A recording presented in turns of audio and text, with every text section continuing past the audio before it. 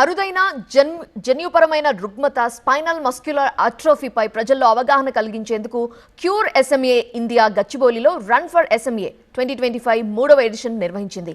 దేశవ్యాప్తంగా ఎస్ఎంఏ ప్రభావిత కుటుంబాలకు మద్దతిస్తూ ఎస్ఎంఏ అవగాహన నెలలో భాగంగా 21K, 10K, 5K timed, 5K non timed విభాగాల్లో నిర్వహించిన రన్లు ఉత్సాహంగా సాగాయి.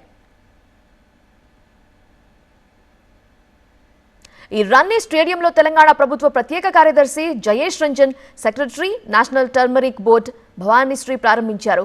వీరితో పాటు paediatrician, geneticist, Rainbow Children's Hospital senior consultant doctor Radha Ramadevi, Nirmaan organisation వ్యవస్థాపకుడు, global CEO Mayur Patnala, director Telangana social impact group Archana Suresh పాల్గొన్నారు.